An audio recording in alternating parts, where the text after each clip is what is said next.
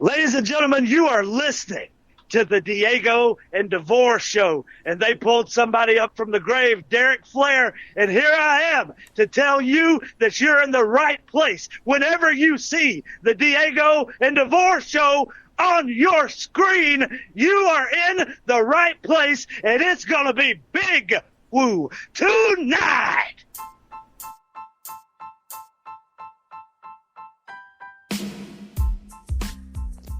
Hi, wrestling fans. This is Gary Whitehurst, former ring announcer with NACW and other indie organizations in the Carolinas for many years. When it comes to all things wrestling, you're in the right place with the Diego and DeVore Wrestling Podcast. When it comes to travel and vacations, you come to me. Once we get through this pandemic, I can make your vacation dreams come true, whether it be an exciting cruise, an all-inclusive resort, international land vacation, and so much more. I'll take care of you. Why me? Well, I will be your one contact person. No long hold times with Booking Direct or big online agencies. And my rate will never be higher than Booking Direct, and I do not charge a booking agency planning fee. How do you reach me? Well, I'm so glad you asked. I'm based in Tampa, Florida, and I can be reached at area code 561-424-6003. That's 561-424-6003. My email is gwhitehurst@cruiseandtravelexperts.com. That's GWHITEHURST at CRUISEANDTRAVELEXPERTS.com. My website is gtravel.cruiseandtravelexperts.com. Hey, I got something great for you now. If you make a reservation with me and mention the Diego and DeVore Wrestling Podcast, I'll give you a cruise onboard credit or amenity. You can't beat that. And now, let's get back to the Diego and DeVore Podcast. Welcome to another episode of the Diego and DeVore Show, brought to you by Invicta Watches and Rogue Energy on Anchor.fm. Also streaming wherever you find your favorite wrestling podcast, whether it be iHeartRadio, Apple Podcast, or Spotify. With your host, Diego De La Rosa and Lord Everett DeVore, as we talk all things wrestling, untold road stories, and bring you stories about guys and gals you might not have heard about, and what's to come. So step inside that squared circle with us as we take you on a fun-filled ride.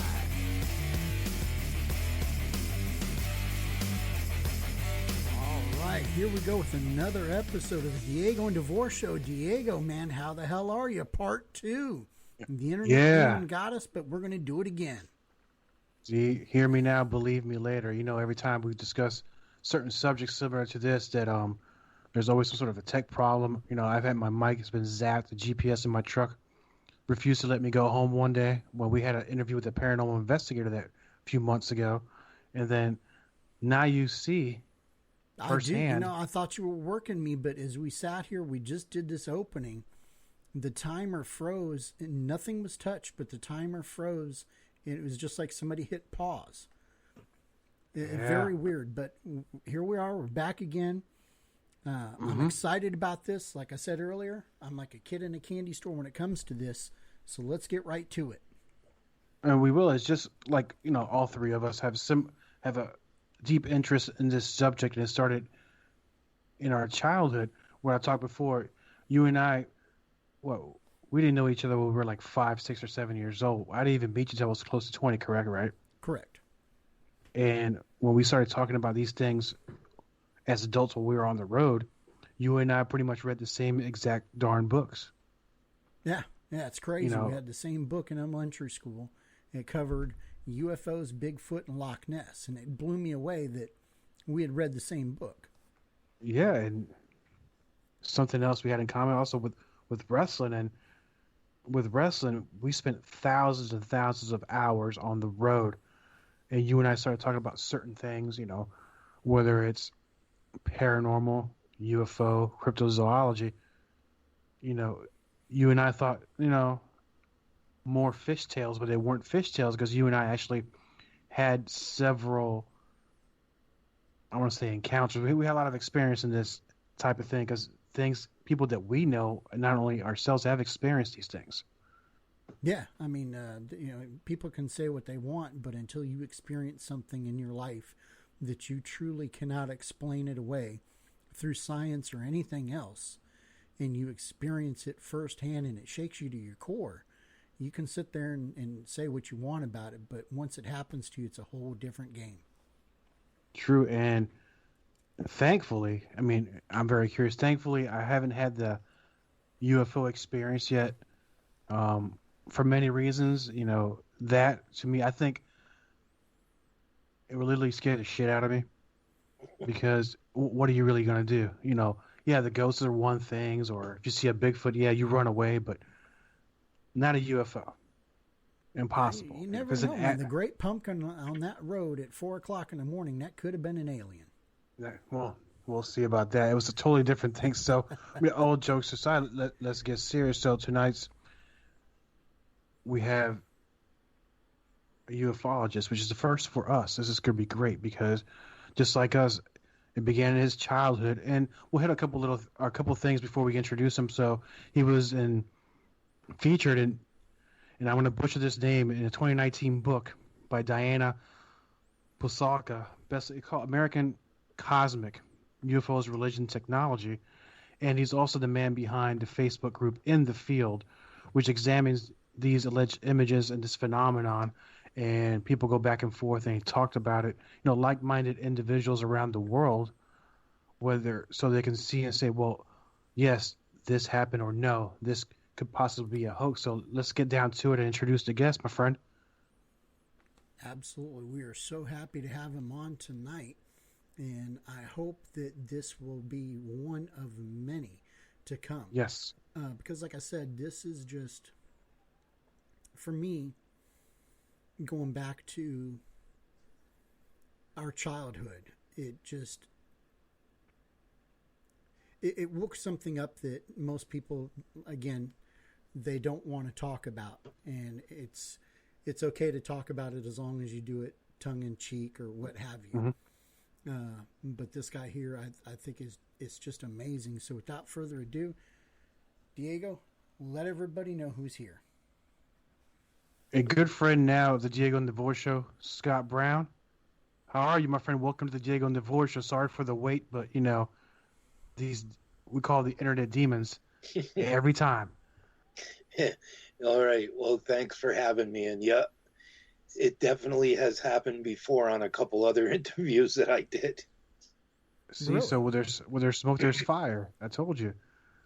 But so let's get down to this, and I know we'll talk about the background, but what I call the biggest news of this week. Yeah, we can talk about presidents, and we can talk about stimulus bills. I can't get into that. I just put a gun to my mouth, because that's what's going to happen. I don't want to talk about these things. Let's talk about American Airlines. Mr. DeVore, you've flown in planes with your countless vacations many, many times, right? Because I know you don't drive, so let's, and I've been on many plane trips myself in different vacations, and I've never seen anything in there other than clouds and maybe some birds. But I wish we had the recording. So those of you who watch the news services reported, and a pilot talking to the dispatch, talking about he's seen some objects in the sky. So they went into describing the type of object it was, as far as type of shape, and actually used the word UFO in the recording. And I don't know about you, but when they actually said the word UFO, you're like, wait a minute, that could mean many things. It always has to be alien, but it's an unidentified flying object of some sort. But when people say UFO, you automatically think, boom, aliens. Right. And today, I just happened to stumble upon, and I'm not going to say it's real because I don't know. I'm an old man. I don't know technology. It could have been photoshopped. But supposedly video surfaced today of a passenger from that plane. They got a snippet of what they were seeing. And I got to say, if it is photoshopped, it's pretty incredible footage. Because most of these out there, you can tell just by the way they look that they're CGI or whatever. This didn't look CGI to me. So It'd be interesting to see what comes of this. Right. So I'll give you the Cliff Notes and not a verbatim quote from the American Airlines. It says, "Don't ask us, ask the FBI if you have questions." Yeah, I thought that I've was never very heard of interesting. such a thing. Yeah. So, Scott, if you don't mind, let's talk about that, because to me that's the biggest news of this whole week. You know, it's kind of weird for them to make a statement like that.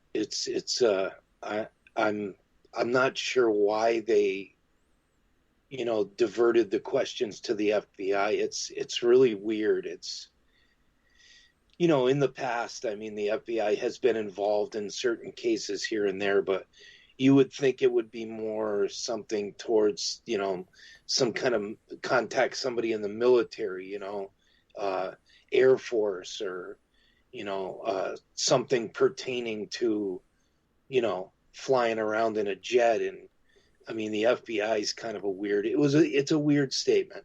Yeah, it truly is, because the FBI is refusing any and all comments about it. So it was here, go talk to them, and by the way, they're not going to answer. Right. So there already is something for people like me who wear the certain kind of hats that I wear. To me, where there's smoke, there's fire. So I'm not saying it was or wasn't something, but I think there is something there. Because nowadays, especially in the world we live in, why would a pilot and a well-respected airlines just report something like that to dispatch? Right. I mean, they're trained to see what's up there. They're trained to make observations of anything that's really around them. So for him to be kind of, excited and thrown off by that, I mean, they must have saw something significant. There's all kinds of internet chatter that it was a missile. There's a couple of famous debunkers, Mick West. He does a lot of debunking. He is saying apparently that that it was another plane, but it went by so fast that it looks cylindrical. And I mean, I don't know if I buy that. I mean, I'm sure the guys on the ground would have warned them that there was another plane in their airspace. Exactly. So something Right. it was moving at a good clip. They saw it, don't know what it is. So, there it is. I mean, Yeah, I was going to say, if you're going to go with the debunked story, I think a missile would make sense, but telling them it was another plane, for a plane to be moving that fast towards a passenger airline, like you said, somebody from the ground would have said, hey, pull up, move to the left, do whatever. They wouldn't just say, oh, that was a plane, don't worry about it. Right. Because even during World War II, there was pilots actually reporting these sort of things were happening back then. Right. Not only World War II pilots, but this is also happening in these astronauts from back in the day were also reporting these things while they were out there, either headed towards space or in space. Whether you believe them or not, it's up to you. But this is not the first time something like this has been reported by someone who's trained to observe these things. Like Mr. Browne said, not only are they trained to see these things, they know how to fly these machines, they know how to read a radar, and it's not their first time at a rodeo. So I would take their explanations or their report, I would take that to heart. Something has to be there. Definitely. Well, I mean, if it's somebody had suggested, I saw somewhere online today that if there's this multitude of these near misses happening, that they should outfit planes with high resolution cameras, which would, I mean, at least they could get it on film. But, then again, that's got to be, more people in places of power have to take it seriously. Like, would the airlines take it that seriously, to take it that far, to put cameras on it? I think only a small percentage of the near misses are reported. I think there's a lot more than we actually know about. And a lot of times they don't want to say anything because, you know, they don't want to lose their job. They don't want people to think, you know, oh, he's losing it. He's going to lose, you know, lose your career, you know, not be able to fly planes anymore. You know, there's a lot of reasons why they won't come forward. I think it's becoming more easier for them now, but, you know, that stigma that's around it, you know, it causes people to act a certain way. And, you know, I mean, it makes people afraid to come forward. Right. And kind of reminds me, because I think in today's society, we've all been so conditioned to actually start thinking about these things where that they are real. Because, you know, every cable channel now has some sort of gimmick, whether it's the hunting Bigfoot, if it's a paranormal, and with ancient aliens. I think people are more conditioned to actually be okay with this subject compared to when we were growing up, because they would put you in a loony bin if you say, yeah, I just saw this in my backyard, and then people knock on your door ready to give you the reverse straitjacket and send you, you know, to the nut hut. So, well, like I touched on earlier before we went on air, you know, for decades and decades, the official statement is it doesn't exist. You're seeing swamp gas and these other things, but all of a sudden, out of nowhere, you know, the Mexican government goes, yeah, they exist. We've got pictures and video, and we've had it forever. And they started releasing it. And now, from what I understand, Russia's releasing footage and pictures. And now our own government, NASA's going, yeah, they exist. We've known about it for a long time. Yeah, but they, you know, I mean, I think all of this attention that it's getting now, especially since, you know, the New York Times articles back in 2017, that changed a lot of how people are kind of viewing it. Like it's still, with some people, it's still tongue in cheek. It's still, you know, the little green men, you know, and people like to make fun of it. But I think it's much more accepted than, you know, like you said, you know, 10, 20 years ago, where people really, like, if you mentioned it, you know, they thought, oh, well, you know, this guy's off his rocker, you know. So I think it's more accepted now. And I think as time goes on, hopefully that'll begin to flip around where people actually, you know, accept it completely. So. No, well, the thing that I found interesting is people's, like you said, their way of condition and thinking is changing.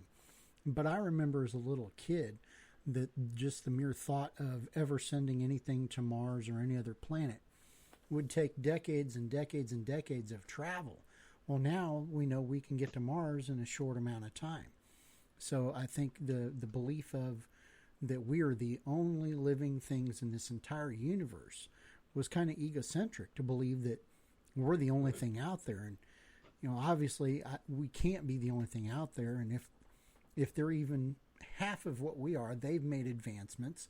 There's no reason to believe why they're not reaching out the same way we are. Right. Exactly. I always try to tell people, you know, that I use the example of them discovering life clustered around like a thermal vent in the ocean. So there's no light there, there's no food, yet these life forms have found a way to live, you know, by absorbing these minerals and living without light.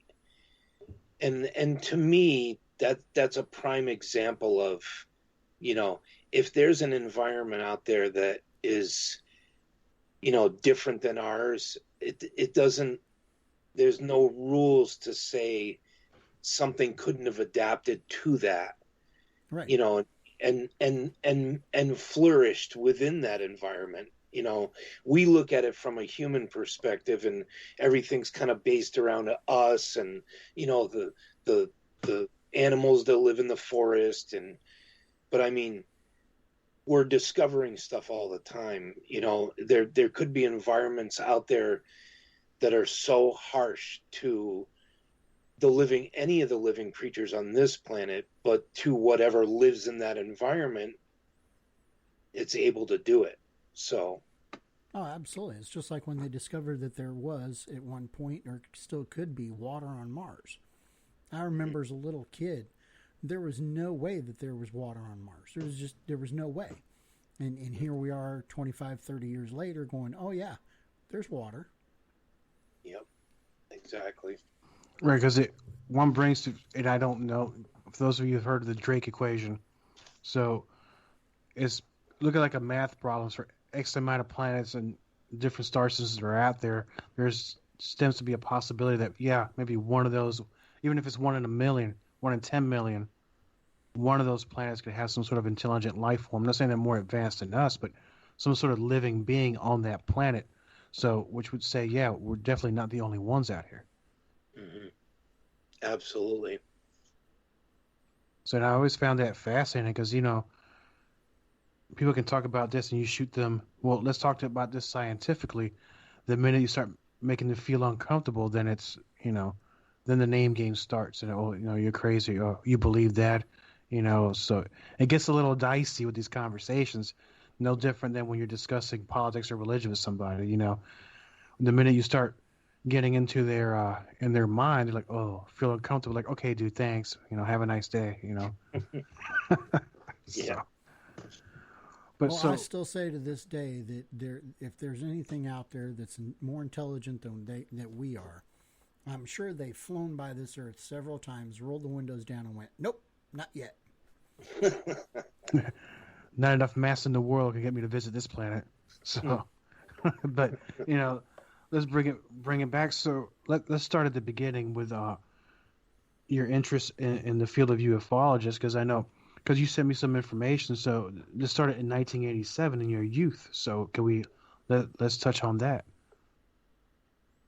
Well, that's when my interest began. So, a lot of it's covered in the documentary that I sent you. But a long story short, it was 1987. I had 2 episodes of what some people call sleep paralysis. You know, my back was to the room. I was facing the couch. I was awake, but I couldn't move. And I sensed something was very near me, very close to my shoulder. Got this really weird kind of just this deep dread feeling. So anyways, both times I snapped out of it after a few minutes, jumped up, turned on all the lights, nothing there. The second time, it happened twice within a 2-week period. And when the second time happened, my ex-wife was working, and when she came home, I said to her, I think this place is haunted. And she said, well, why do you say that? So I explained, you know, what happened, how I felt. And then I just let it go. I didn't think about it. But the feeling, that dread feeling that I had stayed with me. And so being an artist and an illustrator, I sat down and I did a small watercolor painting of what I sensed, not anything that I saw in a dream or anything like that. It's just this sense that I had, and it was this being with a hood. It had, you know, the almond shaped, but they were red eyes and they were glowing. There was no facial features, and so it stayed with me. And within a few months, I at the time didn't own any books on the subject. I had no interest, you know. I was into sci-fi and things like that, but I never put any validity into the UFO field. I thought that it was all bull crap. I just didn't even bother with it. So at the time I was reading a lot of biographies. I walked into the store in the biography section, and somebody mistakenly shoved this book in the biography section, and it was a book by Howard Blum. He was a Washington Post reporter. It was called Out There, and he had uncovered a bunch of FBI documents, CIA documents, things like that. And I picked this book up, and from that point on, it was nonstop. I just ate and read everything I could get my hands on. And of course, at that time, I didn't have the internet. I actually didn't even know how to use a computer at that point. So it was a lot of, buying books, trying to see what I could find in the library for, newspaper clippings, just anything I could find. And as time went on, that progressed. And, the most interesting part of it all, which I talk about in the documentary, is that by reading these first few books, I began to see similarities to different things in my life that happened earlier when I was younger. So one event stood out dramatically, and it was the fact that when I was 3 or 4 years old, I disappeared from our home. And so my mother was so shocked by this that she wrote about it in her diary. She talked about it multiple times, over the years as I was growing up. My father was a police officer at the time. They put out an APB for me. The whole town was searching for me. They found me a couple hours later. I came wandering up out of a cow pasture saying that I was talking to the horses. So a couple months later, this happened again. And the thing that shocked my parents the most was that the house was still locked from the inside. And it was a deadbolt lock. And they have no idea how I got out of this house, because when they got up, the door was still locked. And of course, being 3 or 4 years old, there was absolutely no way that I could even reach the deadbolt, never mind get it undone. So my parents they kind of laughed about it, made a joke about it, but it was like an uneasy joke, like they didn't understand. And then as I got older, because I really had no memories of it, she began to tell me this story about what happened. And, it was this kind of a weird running joke that I would joke about with my mother all the time, well, maybe you'll come upstairs and I'll have disappeared, we used to make jokes about it, but that stood out really dramatically for me when I began to read these books. And I thought, did something happen to me, or was I removed from the house? And, there was a second set of incidents that happened around that same time, and my brother kept having repeatedly this same dream where he would come downstairs, he would float downstairs, and when he got to the bottom of the stairs, he would come around the corner and he would see me, and his words, he would see me in a chair hooked up to machinery, and there was men around me with big heads. And those were his words. And he had this nightmare like 3 or 4 times when we were small. And so there were things like that stuck out. And I thought to myself, did something happen to me? I have no idea. I was offered to go under to have regressive hypnosis. And I didn't do it specifically because I didn't want that to get polluted. I didn't want them to put ideas in my head that weren't there, so I kind of just stayed away from it. So I've never really done it. and I don't have any memories of it. So if anything did happen, I blocked it out. So that's how I got started, and it progressed from there. And, I went on to create, well, before I even created in the field, I did a lot of experimenting with cameras. What I was doing was I started out doing spirit and ghost research, and I was going into graveyards at night to see if I could capture any kind of anomalies. And the whole orb thing was raging back then, with everybody catching, the digital cameras, Yes. catching the orbs. And so I dispelled a lot of that when I did my own experiments. Mm-hmm. What I did was I set up a camera. I took a fine misting bottle with water, and I would shoot it horizontally in front of the face of the camera, but I would do it at different distances, and then snap off photos into the pitch black darkness. And as soon as it got to the right distance from the camera, I began to reproduce these orbs like nobody's business. I can create them at any point in time. And then the ones where you'll see a photo where someone's standing in it and they're surrounded by hundreds of orbs. And so I went into a field at night, and I would shoot a bunch of photographs and then have someone run by and disturb the grass. And as soon as they did, snap the photo, there's hundreds of orbs. And so I realized a lot of it was either dust or moisture in the air, which the camera was capturing this. Mm-hmm. Now, don't get me wrong.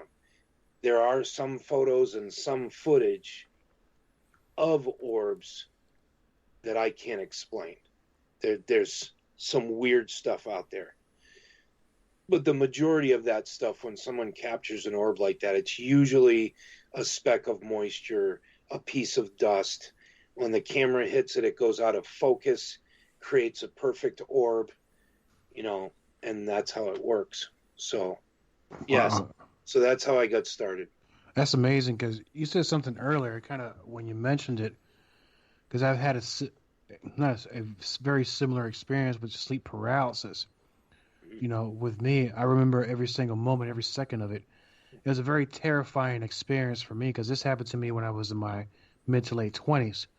So, it didn't happen to me as a kid. And one day I'll tell that story, but, for the sake of the show, I'll tell it another day.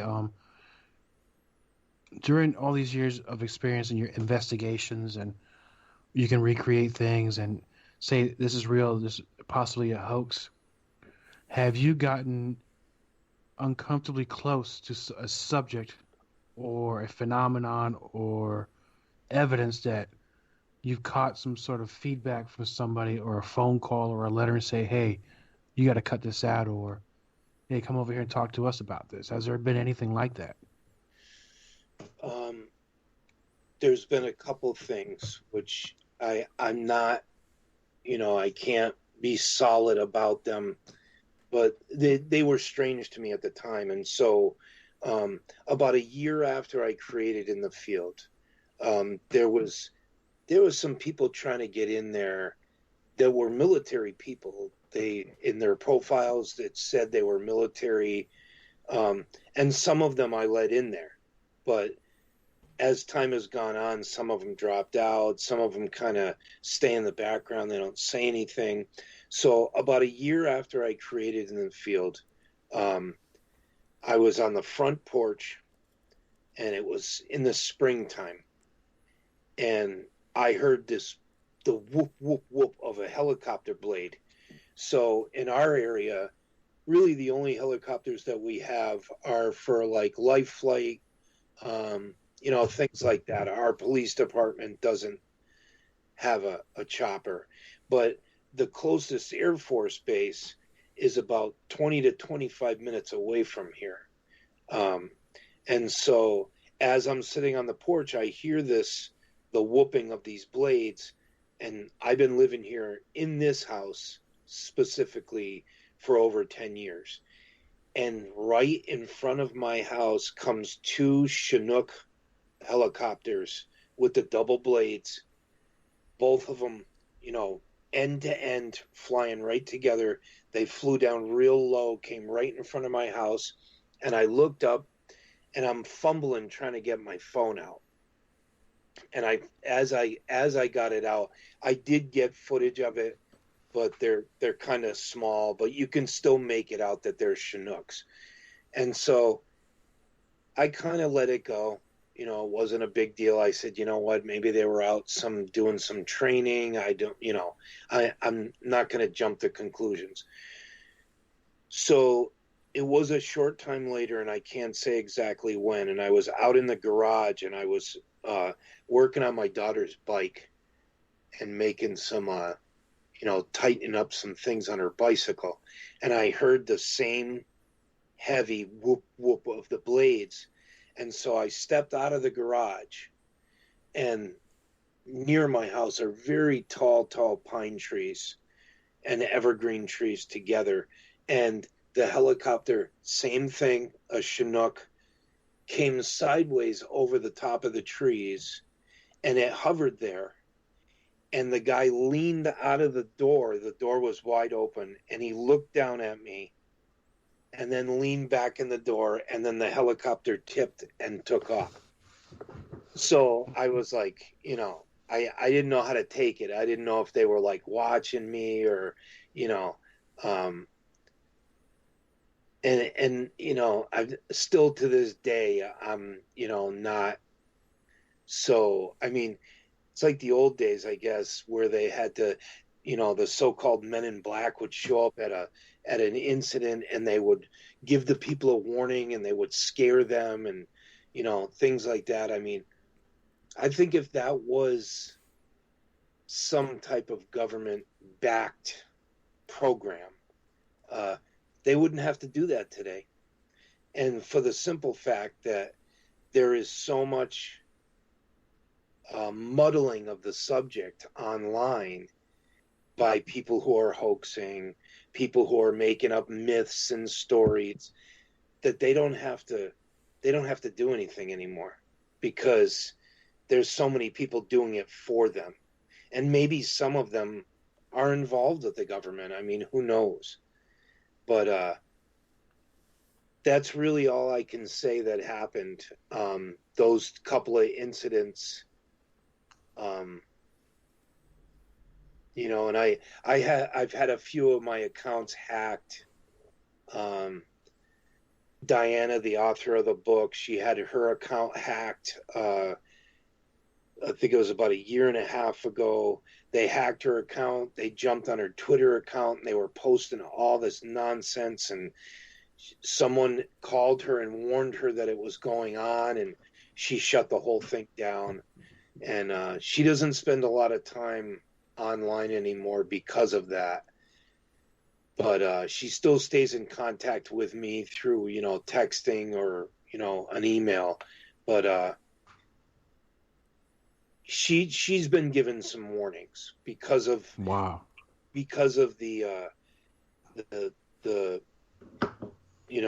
specific things that she talks about in the book. If you guys get a chance, get a hold of that book, read it.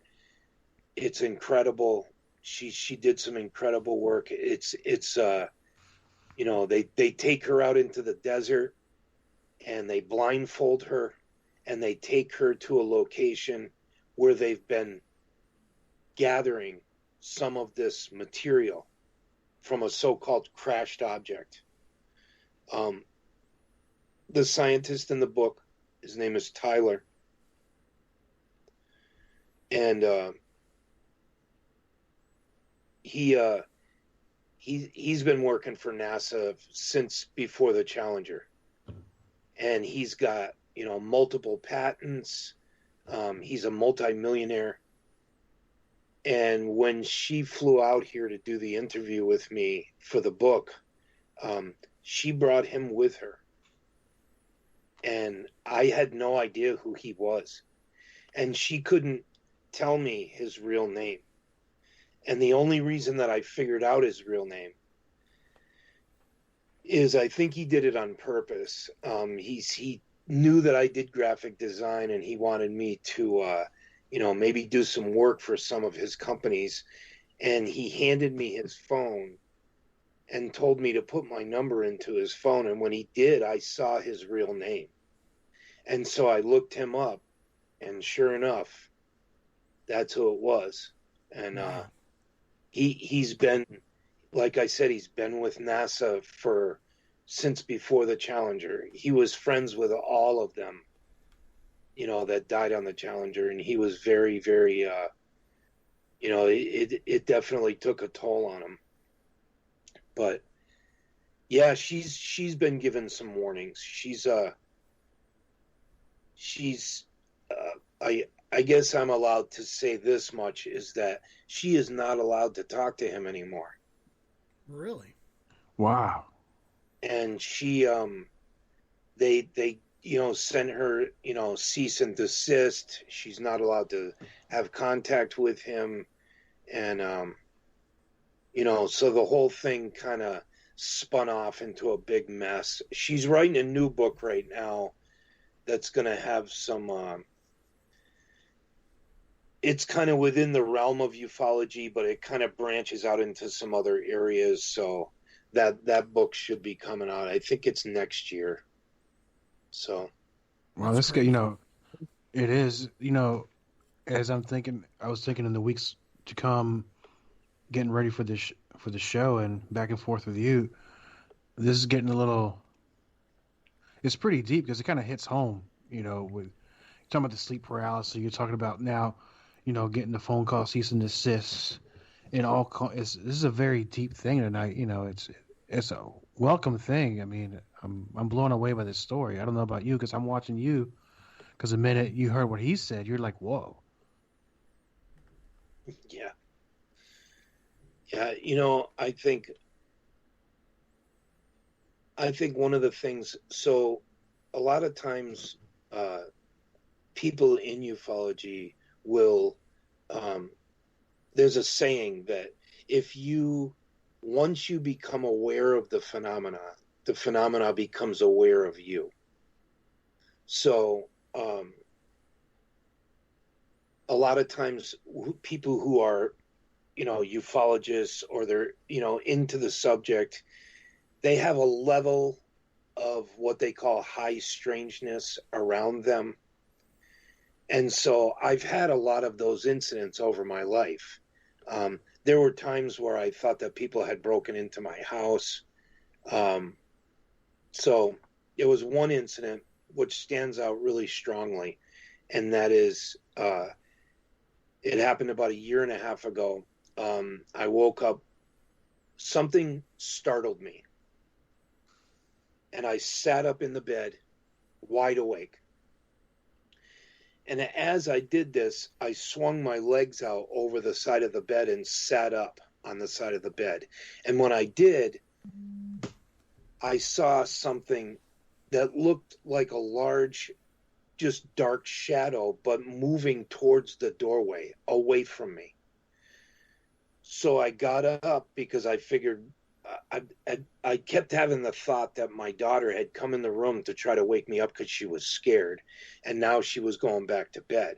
So I stood up, walked, briskly towards the door, and this shadow, there was light from the moon coming in the window, creating the shape of the window on the wall, and that this dark shadow, or whatever it was, blocked that whole thing out just for a second as it passed by it.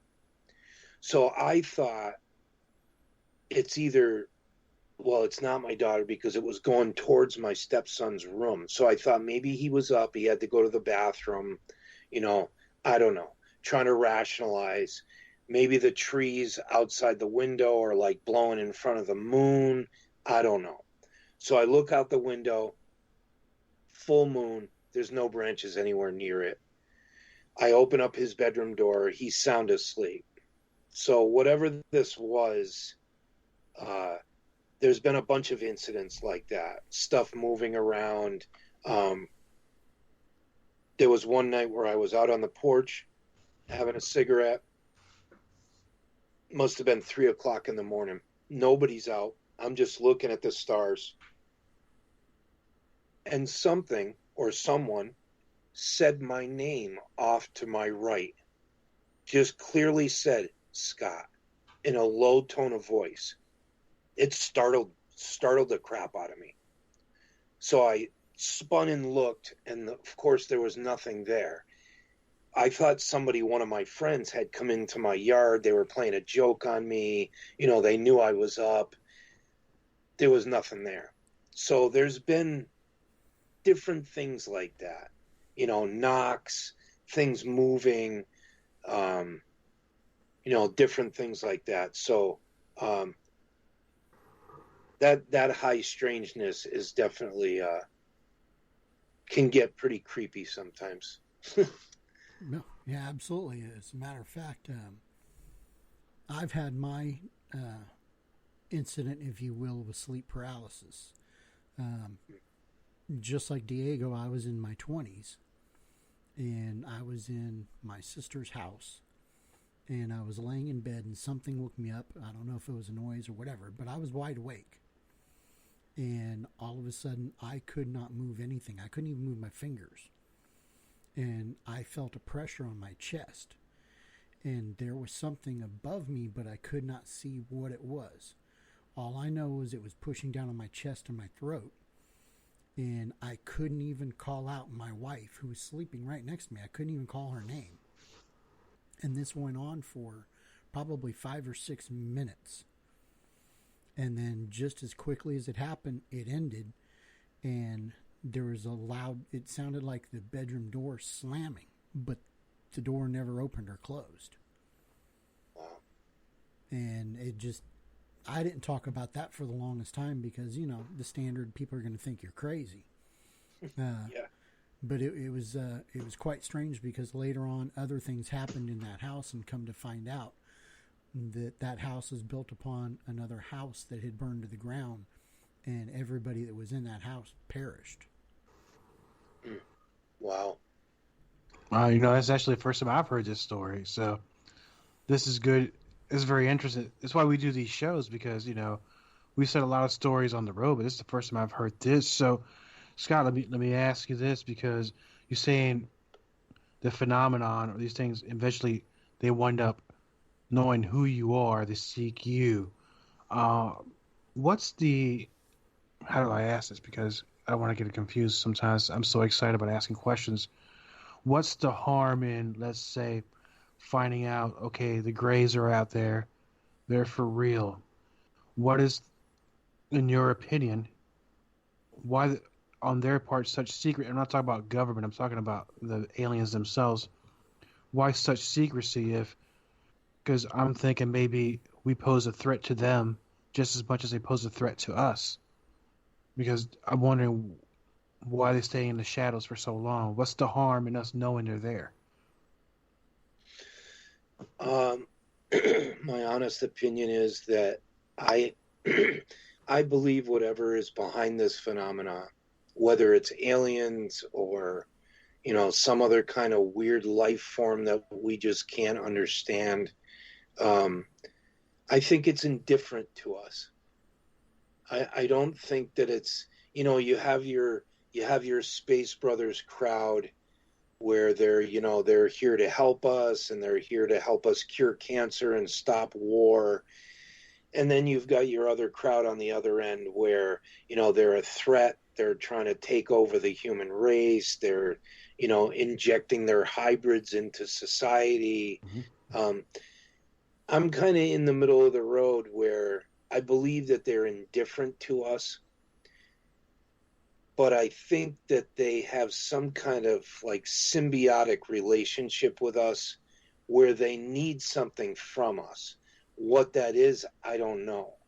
You have your, thousands of cases of abductees claiming that they took eggs and sperm, and they're testing DNA, and, is that a possibility? Sure, it's a possibility. There's no hard evidence for it except for the testimony of, thousands of people.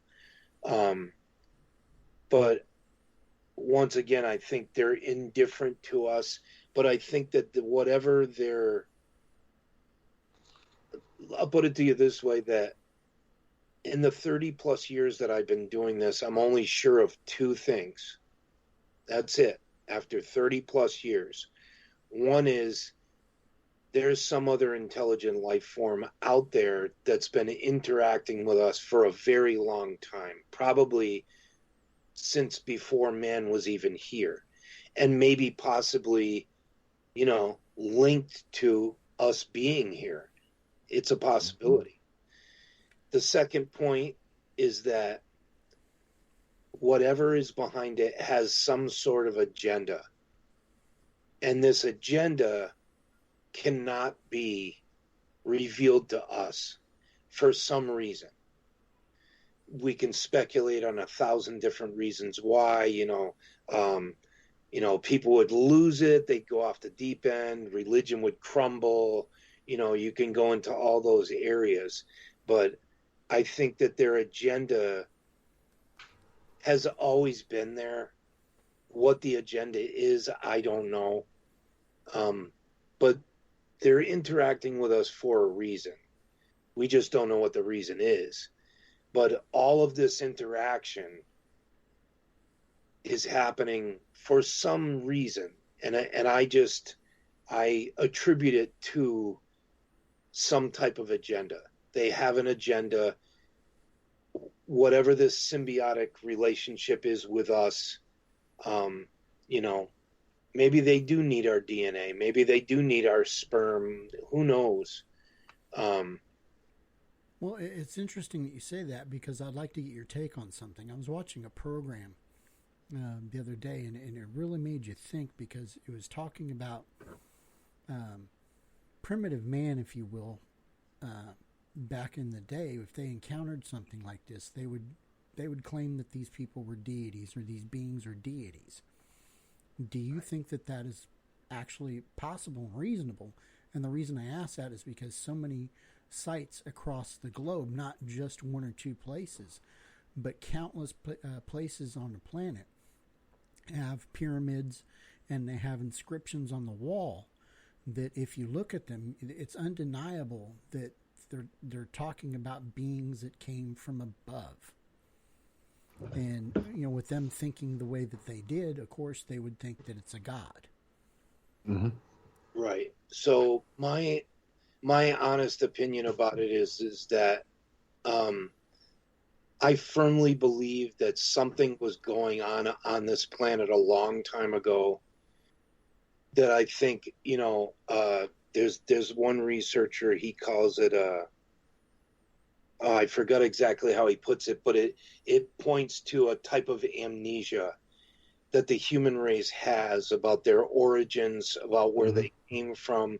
So something happened that devastated the human race on the planet a long time ago. And in that, turbulent time, we lost a lot of our history, where we came from.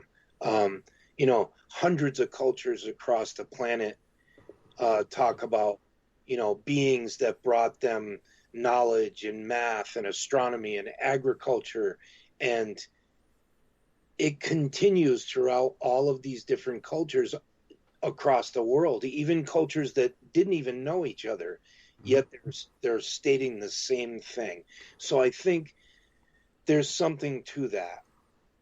There's something to the fact that, there's stuff that we can't explain that's laying all over the earth. And like you said, the pyramids, I didn't know until I was older. One of my side interests is archaeology, and at a certain time I wanted to be an archaeologist. And so getting into all of that stuff, and as I got older, I began to realize, even though they were different styles, these pyramids are all over the earth. These people were connected in some way, and this global thing was going on. And even though they had their own styles, they were still pyramids. And, there's so much of that has been just kind of swept under the rug. The scholars and the old archaeologists, they don't want to hear that stuff. They don't want to hear, but every time a story pops up in their history, pertaining to these gods or these beings from another place, take the Anunnaki, they fell from heaven to earth. The Sumerians, were worshiping these gods and claiming that these gods gave them everything they had. So I do think that there's something to that. And, now going down that rabbit hole, you talked about them injecting hybrids. Is it a fair rabbit hole to say that the thing that isn't really being hidden, we just haven't maybe realized, is we are a product of them? Right. Well, I always tell people, because you have the people who are just sitting there on the edge of their chair waiting for disclosure, and disclosure's been going on for 50 years.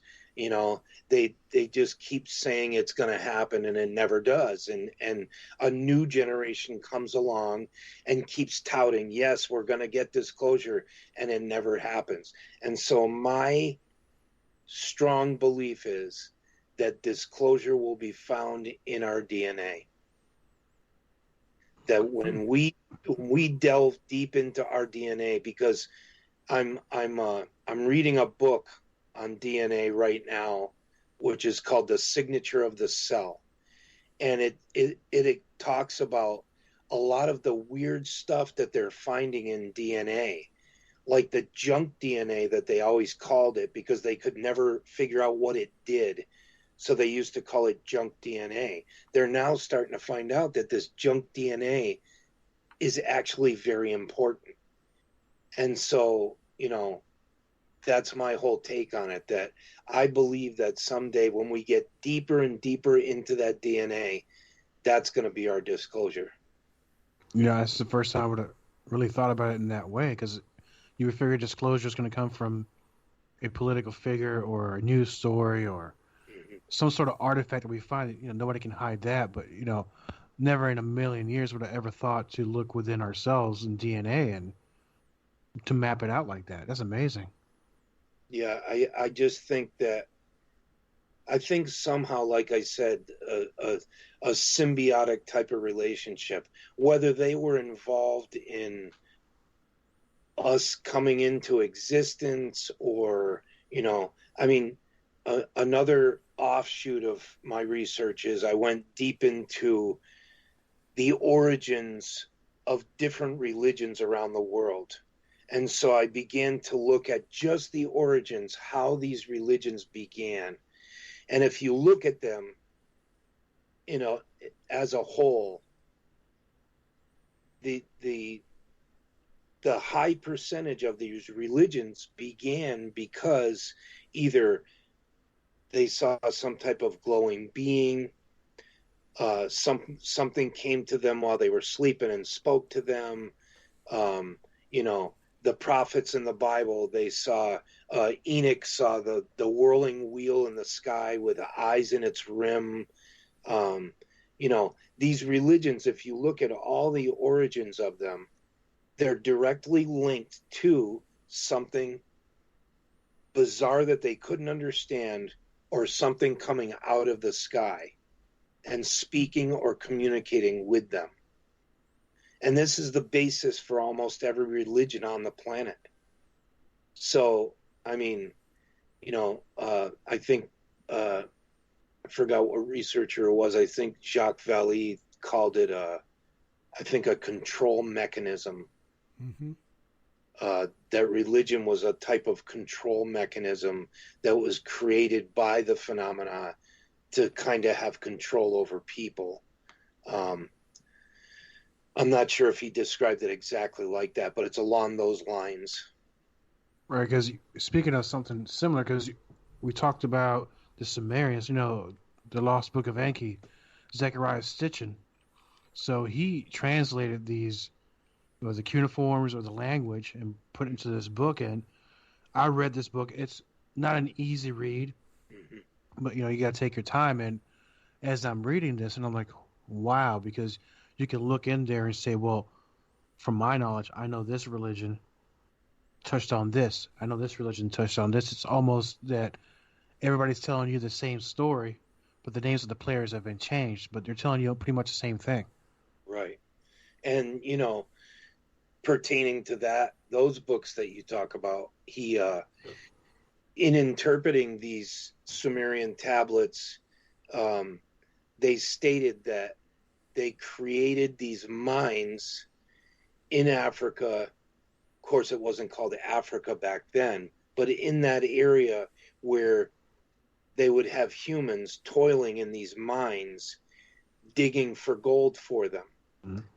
And now recently, because of satellite photography, they've discovered that there were thousands and thousands of people living in this area, and these ruins can be seen from satellite photos, and they're covering hundreds and hundreds of miles.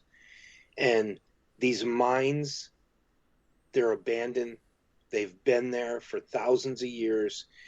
They're right where the Sumerians say that these people were toiling for this gold, So there's a lot of weird connections. Some of it he goes off on speculation, which is fine.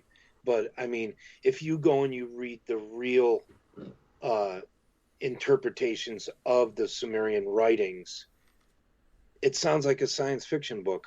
It's creatures came out of the sky. They wanted to mine this metal. Their people were complaining because the work was tough, so they created mankind. So the whole thing is just bizarre. And every time they can't explain it, they put it in the category of this culture's myth. Mm-hmm. They were writing these myths. They don't put it down as it's their history. They always call it their myths. So, you kind of got to look at it and say, well, wait a minute. I mean, we write down our history. In 1,000 years, are they going to look at our history and say, wow, look at all these myths that they were writing down when it was actually our real history? I mean, that's possible, seeing that, I don't say revisionist history, but, that we're almost forced to forget what the past was, and they're giving you something different. Mm-hmm. And, I mean, the minute you mention something about the past, like, no, you're crazy. That never happened. That's just a myth. So, touching on that, let me ask you a question, Mr. DeVore, because I'm going back to several minutes ago. So, where do you fall in the theory of, so we talk about the space brothers here to help us cure this and that, and the ones that are here to maybe destroy us, What's your take on that? Because I know my answer, but it's going to sound like a joke, but it's not meant to be a joke. No, not at all.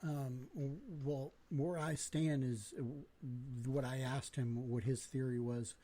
What if the truth is that we are the hybrids? What if we are a product of them? And I started down that rabbit hole because I was looking, like you said, all of these pyramids all across the globe all show the same things. And some of these cultures were thousands of years apart, but they all show the same thing. And like you go back to what you say, where there's smoke, there's fire. There has to be something there. I mean, look at the Mayans. This entire race just simply disappeared off this planet. There's no trace. There's no mass graves. There's nothing. And their whole religion was founded upon these beings that came down out of the sky and gave them life. And I kind of started going down that rabbit hole of, okay, well, what if we're just a product of them?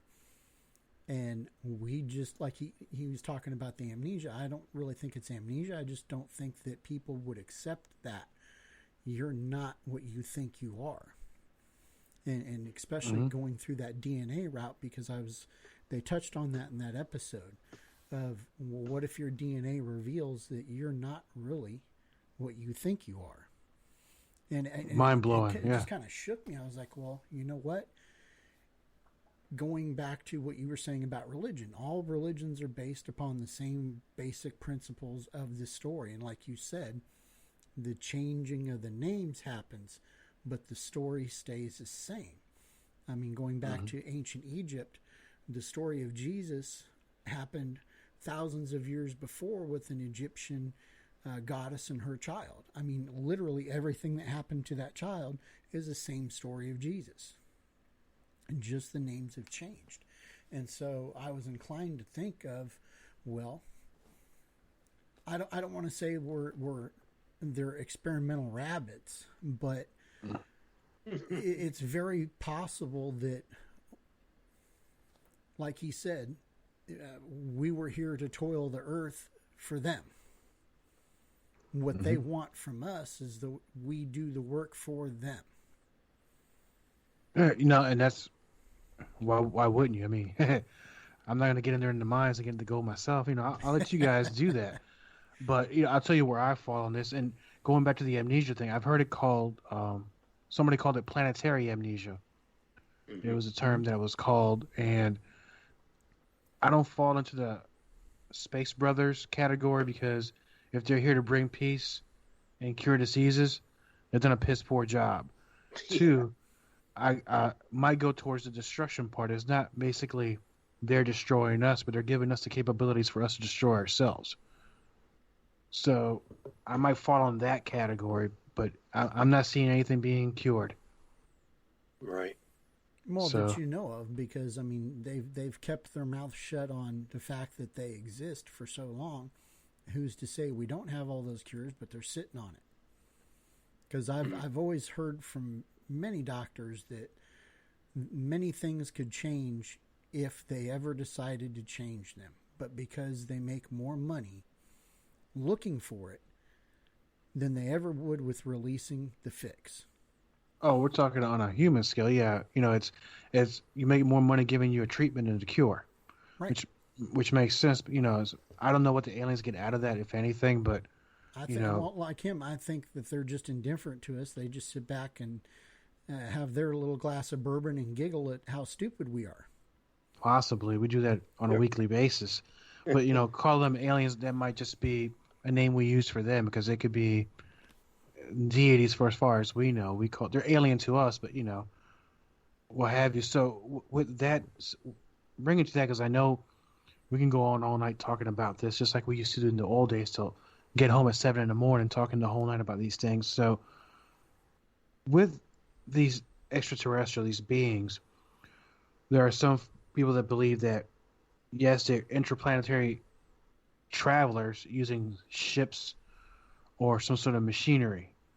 Some say they're interdimensional, which they just cross a dimension. I don't know how they do it or what it is, but so space travel for them is not a laborious or using technology. It's a matter of going to the Stargate, to use a generic term, and just crossing over. Here they are.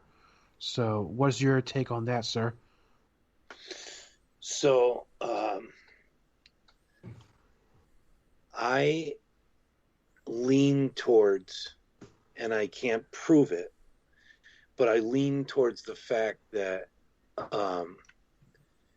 well, first of all, I think the percentage is like 70 to 80% of all sightings are over bodies of water. Mm-hmm. And there's a big thing going on right now where some of the guys from the Tic Tac incident are teaming up with some other guys, and they're going out on an expedition out to the Catalina Islands off of California. And the reason they're doing this is because, first of all, that's where Captain Fravor's incident took place with the Tic Tac, was out near the Catalina Islands off of California. So in this area, there has been constant sightings out over the ocean for decades. There are documented cases. So they believe that these objects are coming from that area. And it sounds like absolutely out there crazy talk that I believe they're from here. Mm-hmm. I don't think they're coming from somewhere else. So the reason I believe that is because of all the research that has been done with what they call USOs, which is unidentified submersible object. Mm-hmm. And this is something that's been going on for a long time. There's a lot of very famous cases where the Navy chased something above water while it was underwater. Mm-hmm. The famous Shag Harbor incident, that was another one where it went into the water. They were chasing it for days. There's been just a multitude of cases with huge bodies of water, and things being seen. So it would make more sense that something is not coming back and forth to our planet all day long, which eventually people are going to see that. Telescopes are going to pick it up. They're going to see these objects traveling back and forth, back and forth. If that's how it is, looking at it as, a flight from another planet situation. But that's why I believe that they're concerned with not so much us, possibly us, but they're concerned with the environment. You've got hundreds of cases where this, intelligence spoke to these people and told them, you're destroying the environment. A great case would be the Ariel school case where all the children were spoken to. And when the alien landed, it was giving them messages telepathically that we're destroying the planet. We need to stop what we're doing. We're ruining everything. I think the reason for that is because it's their planet as well. They're indifferent to us, but they don't want to see us destroy the planet because they are actually here as well. I would agree with that because, they say that 70% of the oceans are still quote unquote unmapped, uncharted. They don't know what's down there. Right. Which I find hard to believe, especially with today's technology. Yeah, and there was a great book written that covers this back in the 60s by a man named Ivan T. Sanderson, wrote a book called Hidden Residence. And what this documents is all kinds of cases involving water, objects either going in and out of the water, or people taking pictures of things that are hovering over the water, military cases. It's a great book. You can still purchase it on Amazon. It's just incredible. He did a lot of research to pull it off. And there's a bunch of other books that cover that situation as well. Yeah, I think it was either 1914 or 1918 Germany back in World War One. I forget the location, but it was obviously over in Europe. They were sitting at a channel trying to blockade submarines from going in and out. And I mean, this is going back to World War One, and several of the sailors in that area said that they saw something come up out of the water. And at first they were freaking out because they thought it was a submarine until it left the water. And they chased it for, I think they said, a day or so, and then it went back into the ocean and they lost it. Mm-hmm. Yeah, there's a lot of those cases like that. So, I mean, if you really think about it, and something is, let's just speculate, hypothesize that this intelligence is 1,000 years ahead of us. And so if they've got the technology to build these vehicles, to move this fast, to defy gravity, why wouldn't they have the technology to live underneath the ocean? Right. And I mean, humans are so kind of arrogant, about the planet and about everything that we do.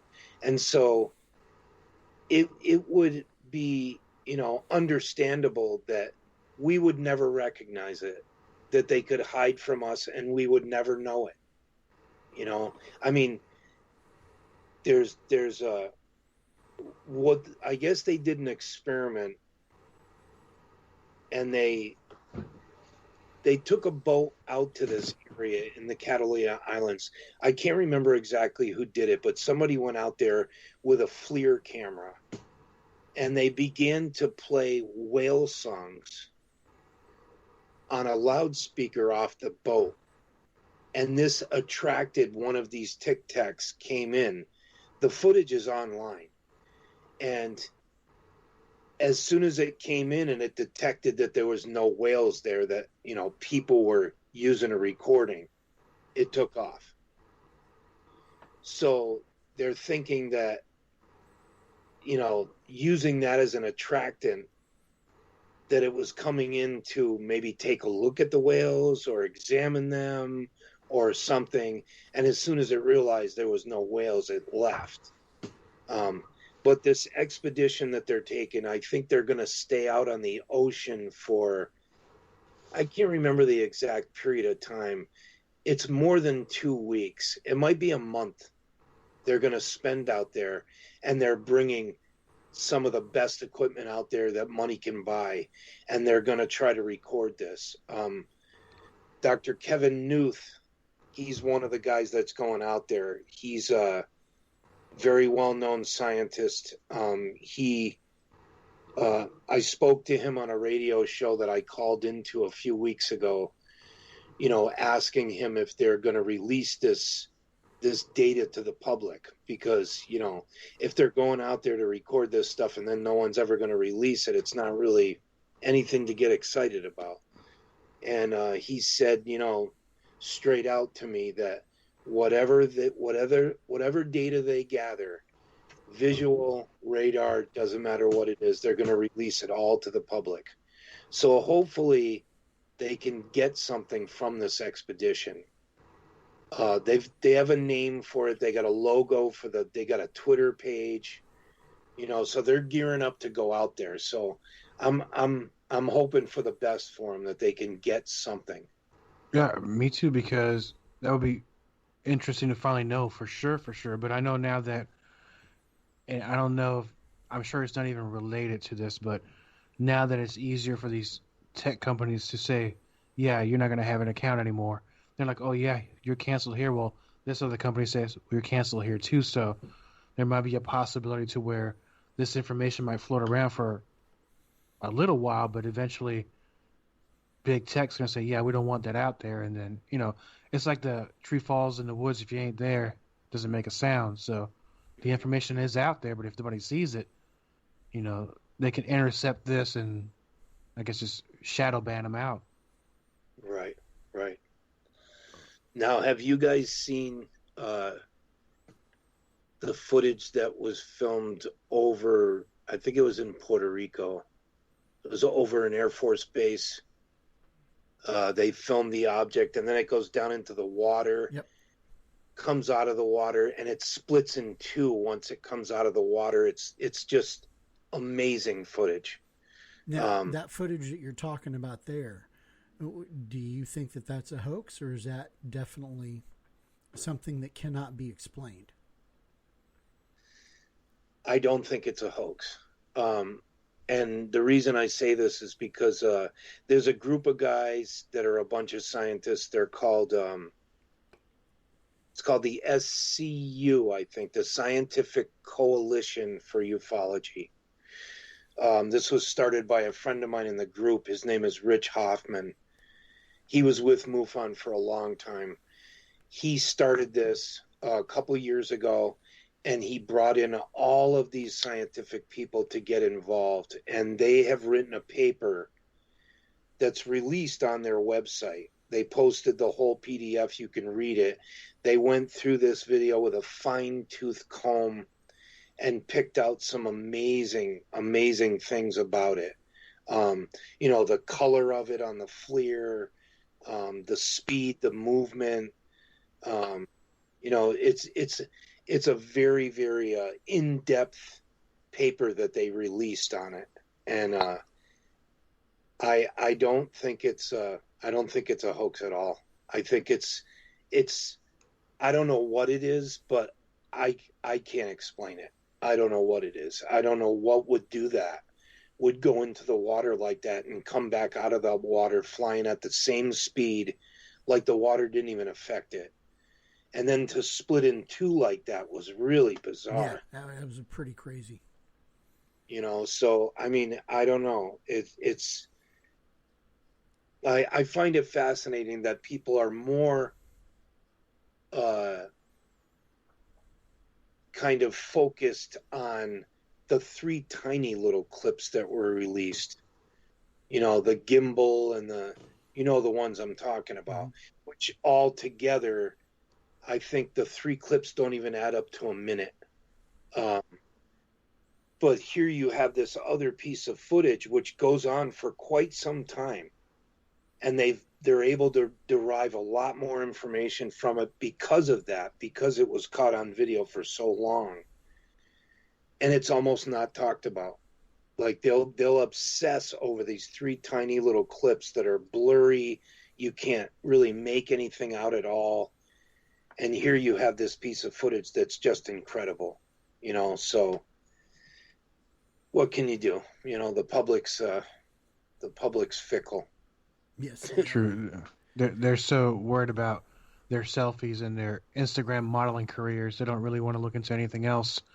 But and I know that when we first talked to you in the pre-interview, so we've been with you for a good amount of the time at night, and we appreciate this because I have a whole list on my board of what I want to talk about. But I've been listening to you and just sitting here, it's like, what? And the wow factor keeps going on. But one of the things I want to get to before we go, so because it reminded me of something you said earlier, that your theory that these beings are actually from Earth and perhaps from underwater, and seeing that the universe is very large, and we talked about the Drake equation earlier, so one will have to think that there could possibly be different types or races of extraterrestrials.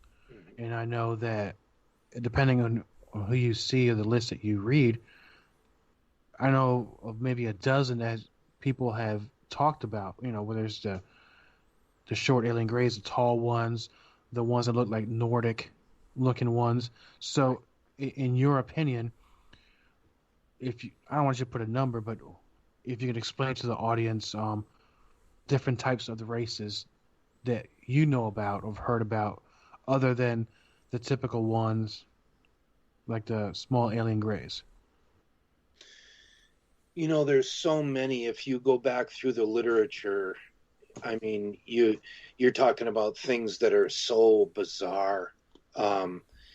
There's cases where I think there was a case, I can't remember exactly where it happened, where these small robot type creatures came out of the UFO and came across the field to the man and grabbed him. And then there's been ones, like the Mothman. The people see that, and there's just so many different versions. So I think a couple of things. I think it's probably more than one type of intelligence that's looking at us. And the second thing is, I think a lot of times is, and there's a name for it, but I forgot what some researchers call it, where you see what you see because of your background, your upbringing, your beliefs. It's all based on the person.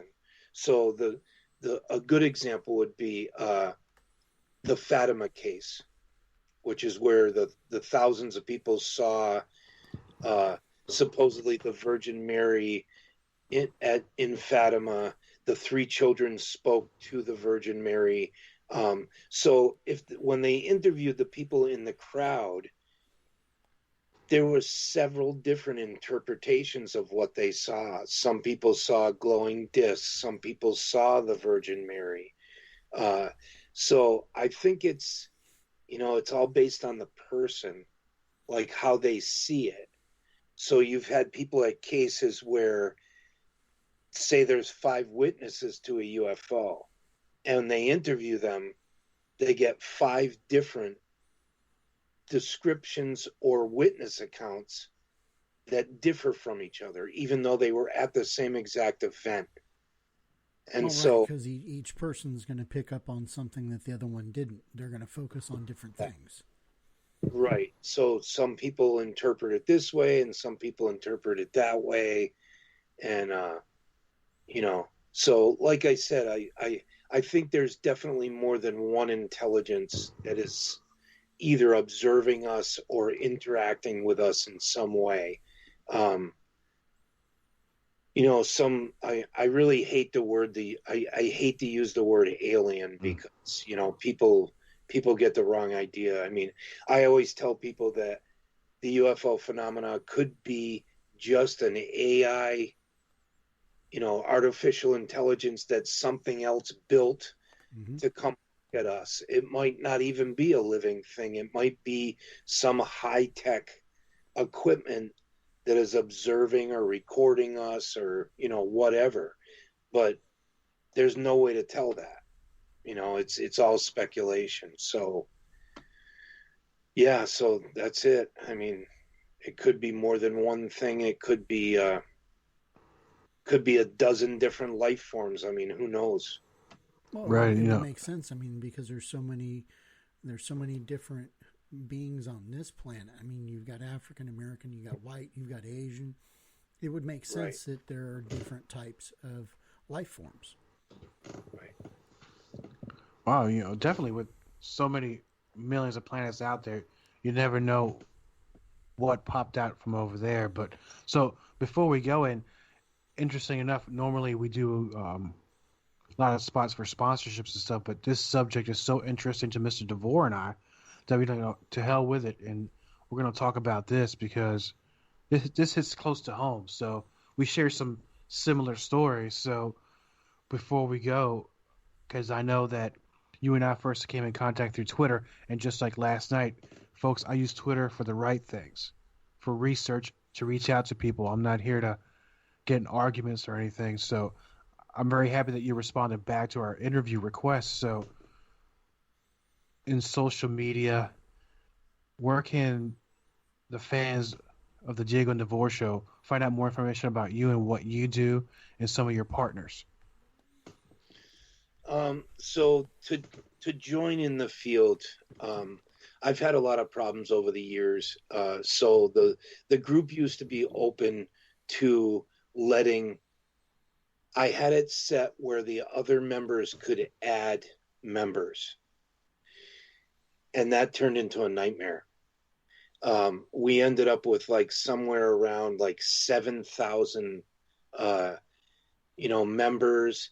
They were posting, the Galactic Federation and reptilians and just a lot of stuff that's complete internet trash. So, being somebody I'm a huge evidence facts guy.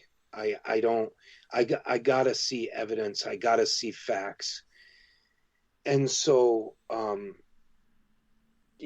talking with the other people that I'm close to in the group, I began to just clean it out. And we cleaned it out. And so usually there's 2 factors that I look at when someone tries to join the group. Either they're out there filming on their own, which is something that I really, really respect. And I'm looking for more of those people that are out there trying to capture the anomalies. The second thing is that they're friends with people within the UFO community. So I get requests every day to try to join, and usually they're dismissed. If they try to come in the group and they're not friends with anybody in the UFO community, I kind of look at it as it's a little shaky. I mean, you join Facebook just to find my group. And I know that the book caused a lot of that to happen. They read the book. They want to join the group. They've never been into ufology before. It can get kind of, they start posting things that have been completely debunked, and of course some of the people in the group, they'll get aggressive and say, give them a bunch of shit about it. If you want to join the group, I'm really looking for people that are out there filming. You can reach me on Twitter. You can reach me on Facebook. In the group, we have a lot of people that are very experienced with the equipment. So I've got a guy that's from Canada. They did a documentary about him a couple years ago. His name's Charles Lamoureux. Awesome guy. He's been with me since the beginning. He has spent upwards of, I don't know, I think he's approaching like $60,000 or $70,000. And he built this rig with all this equipment on it. And he lives in a high rise in Vancouver, in Canada. And he has captured some incredible stuff.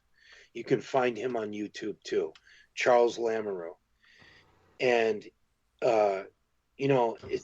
if I could get more people that are into it like that, there's a handful in the group that are really deep into it. They're out there filming. They're trying to capture stuff.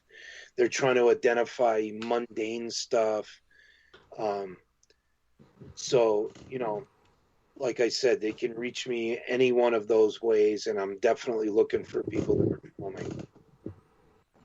Awesome, because so many interesting stories out there, and it's different than, I guess, other UFO groups, because it's an active group looking to provide the evidence. It's not just some, I would say, fanboys. It's actually people doing the work, putting in the time. So I could definitely respect that. So we definitely thank you for being on our show. And if you don't mind, we'd like to catch up with you in a few months down the road, because, and it's kind of good that it didn't work out the first couple times, because once the American Airlines story came out, I'm like, man, the timing could not be better to have you on the show. Yeah. Thanks for having me. It was good talking to you guys. Hey, great talking to you. So, Mr. DeVore, another awesome episode, and these stories and these subjects just keep getting bigger and more interesting. So do me a favor, sir, like you do every week. Flex your planetary pipes and take it home. Now I've gone planetary. That's pretty cool. Yeah, man.